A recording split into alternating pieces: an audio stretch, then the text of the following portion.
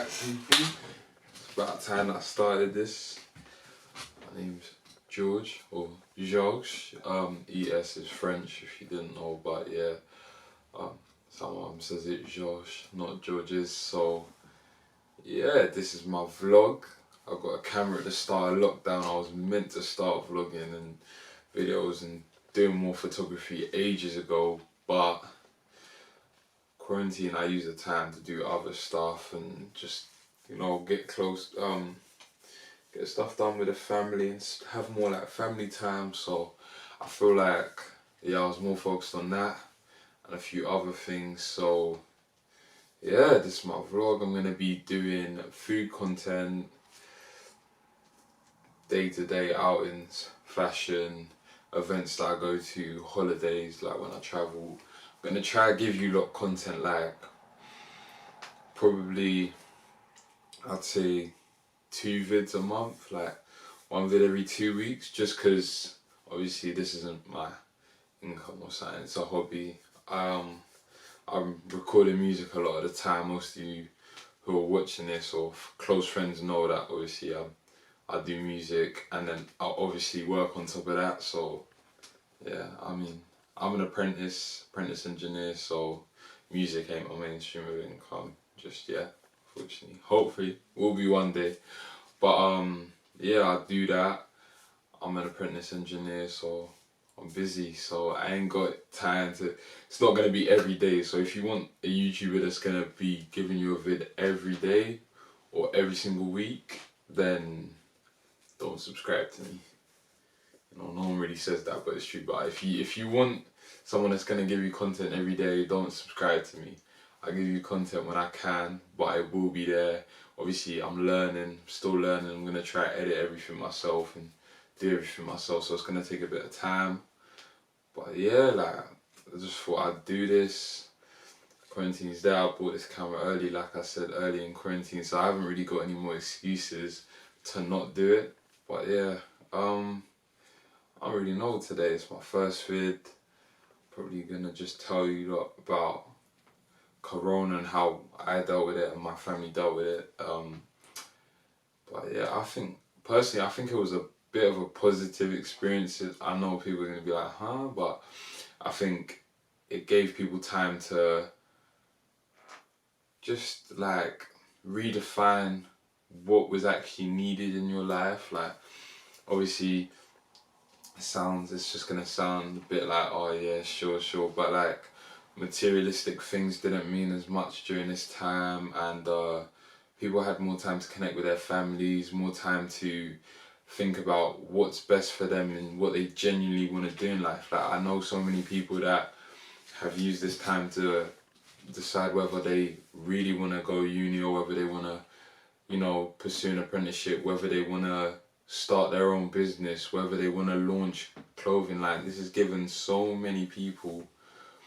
so much time and opportunity, so much that I just think you're never gonna have a time like this again where you're forced to be at home and you've got so much free time on your hands to do whatever. Like I feel like obviously before everything's so mundane and you get caught up with the whole social media and other like pressures of society that you don't have as much time to invest in yourself. So in a way, for me, I think it was good. Bought a camera, did my whole room up. Thank God for IKEA. Thank God they opened up again. Started a business. Call that Fortunate Concierge. So at the moment we are being mentored. But what we basically do, buy, sell, source products for people. So personal shopping is our primary income, but we're moving forward towards obviously investment ideas, event planning, holiday planning, that kind of stuff. So yeah, just really, I like to think of concierge as really high end middlemen, if that makes sense. Like stuff that you might not have access to, but then we'll have people there to do it for you, like to get shoes for a lesser price or run around for you and do things to save you time, because obviously everyone knows time is valuable. But yeah, I did that. I mean, my mum's a NHS nurse, so she's literally front line. But you know, she came home happy. She wasn't too like it didn't really take its toll on her. Obviously, there was the first initial panic at the start, like, oh my god, what's everything gonna be like, work wise, school wise. But as a family, I think we just took it all as it came. My sister goes secondary school still, so she's 13. So a lot of the classes turned to online, and I personally think it was good, but it's not so good. Like obviously, if you got a smart kids at home whose parents also help them with studies, then I think it was alright, to be honest. You know, she still got most of her work done, most of her homework, coursework done, and we all help about if we can, if it's something that we can help with.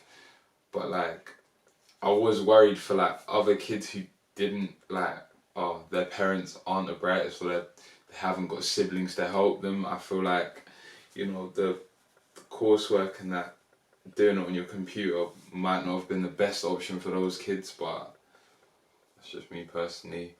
Um, there was the Black Lives Matter movement, which I think was even stronger because of Corona, because people was at home and exposed to all the videos, all the information.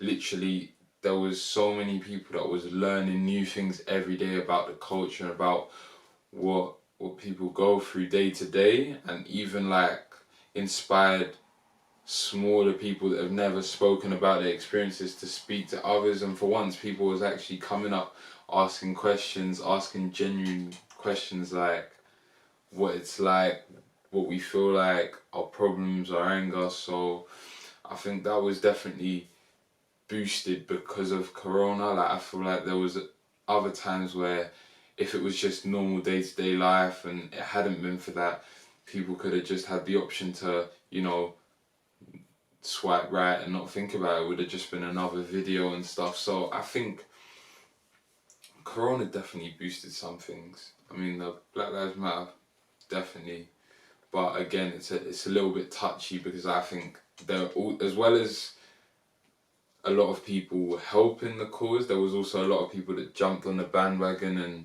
you know, put up black boxes and said all that, and we're being advocates for it, but they don't live by their actions. You know what I mean? A lot of people is talking the talk, but then they don't live by their actions, and that's both, you know, black and not black. So, you know, people can take that one or leave it. But that was my personal opinion on it. I don't know what you guys think, but I personally felt like yes, there was a lot of good, but I also personally felt like there was a lot of people jumping on the bandwagon that I think you know them and you know how they live their life and the actions that they have and the way they truly behave towards the matter, and then you're seeing certain things and you're like, right, so do you care, or is this just like, you know, I want to stay in the world's good books? But yeah, I'd say other than that, a couple hobbies was picked up. I started collecting candles, weirdly enough, but getting more into fragrances, into home scents for my room. I started reading more interior decorating books, looking more into houses and properties, you know. Definitely like a dream of mine to own a couple properties or have some, you know, properties in my portfolio. But yeah, that enabled me. I tried new candles, Malin and Goat's candle. Mason Margiela don't just do clothing, like their fragrances, both Eau de Toilette and Eau de Parfum are really good. You know, at the Barber and the Jazz Club are my, you know, two favourite scents, and they do nice candles too.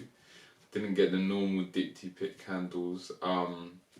Joe Malone was recommended. I smell it. I'm not sure I was feeling it 100%, but I think I'll get some Joe Malone candles too. But yeah, and there's gonna be a lot of food in this vlog. I eat I eat out frequently. I love a good meal, so yeah, I'm gonna be trying to bring you lot the best deals, the best whatever. Best clothing wise, yeah, I shop frequently as well, so you'll get some excitement there. I mean, everything from like thrift shopping to like high end. I do a bit of everything. Like, yeah, I'd say during this, all I've worn is like, obviously not in the hottest days, but in like the cooler days, all I wear is essentials. So that's Jerry Lorenzo's streetwear label. I don't even know if you can see it from over there, but I'll try to edit it so it zooms in or something. But man, it'll be great. And if I don't edit it so it zooms in, just know I tried and I couldn't.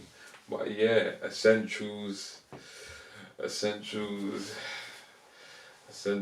got all the tops and quite a few bottoms as well. Like essentials, I just went all out. Like, I love it.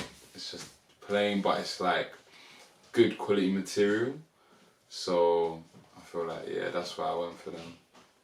It's not just the name, and they are affordable. Like I don't know about. Well, I don't know what's affordable or too crazy for certain people's prices, but I'd say the heavyweight, like they're heavyweight cotton, and I paid about 80 for like sweatshirts and hoodies. Bottoms are around the same. Tops are 40 quid. You know, I personally think that's affordable considering some hoodies are like 300, 400 quid. So yeah, that's definitely my favourite brand during this whole lockdown thing. I definitely like that brand a lot. Cole Buxton, British brand, like tracksuits and stuff. Like, yeah, I'm getting away from like jeans and just more loungewear. Really, I don't really wear. Yeah, no one really feels the pressure anymore. Obviously, restaurants opening back up, so I might have to wear a couple more smart clothes soon. But at the moment, I'm just banging out loungewear. I think most people are. But yeah, like I'm just gonna try to bring you a lot of good content. Try to be consistent. And, yeah, try to do different ideas. I'm planning a couple holiday vlogs. I do plan to go away. You know, holidays are cheap right now, so make the most of it as well. Like other people, just go away and enjoy yourself. Like don't stay home and don't let the whole corona thing block your happiness too much as well, because I've seen a couple of people are obviously there's a reason to be scared, but a couple of people are letting the fear just block them in a way.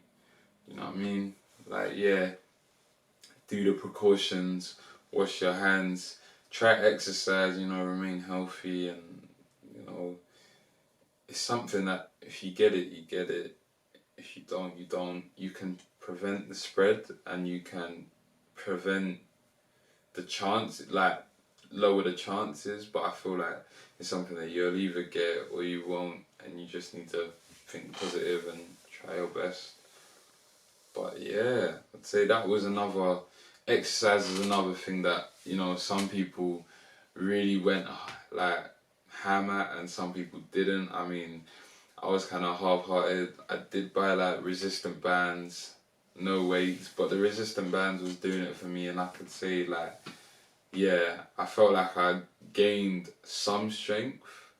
I'm not gonna say I gained any mass or the workouts was amazing, but it did feel good. It felt just as good as gym. It started to eventually, but obviously you need to be a bit more creative with it. What you can do with resistant bands to target certain muscle groups.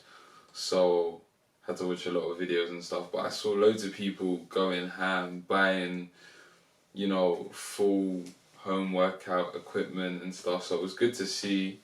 I think gyms will take a hit because loads of people have been doing it from home, so they're just like, no point going to the gym. I mean, I had a gym, you know, through the whole of quarantine because the site I work at does have a gym, so I kind of had the chance or access, but I was enjoying the home workouts, like, you know, jogging and resistant bands and stuff, like I said, skipping. So yeah, exercise was something that I feel like was good as well.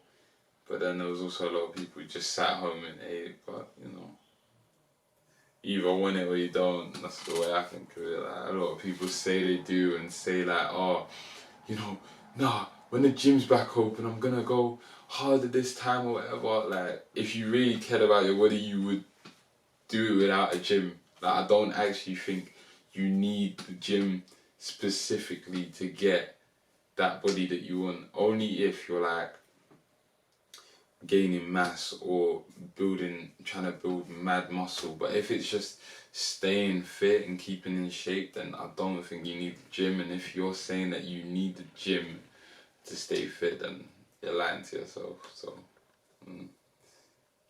yeah, keeping up with friends and that.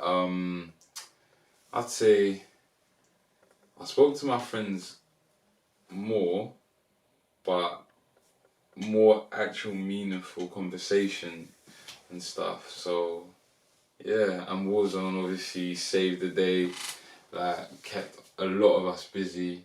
I think without Warzone, probably would have gone a bit crazy in the evenings, but yeah, that's what I'm thankful for. I know you lot comment and say how you felt, what like impacts Rona had on you. I'd like to hear your side of it. I don't know, either comment negative or positive, and then I'll see that what the overall verdict is. But I personally think it was a positive thing. Unfortunately, people did die and lose their lives, and it's a touchy subject. But I'm thankful for the time, and I think my family was thankful for the time. But anyway, enough of me waffling. I do like to waffle, so in a lot of the videos I will just be like, but yeah, I suppose I'm meant to be like, subscribe, like, comment down below, comment, subscribe. But yeah, if you want that content every day, don't subscribe. But if you want some good content that's gonna be like funny and going to different places or places that not everyone stops and goes to, then subscribe. I think. How much subscribers do you have to get before you get some money? Like, asking for a friend here. But nah, I'm joking. Thank you though.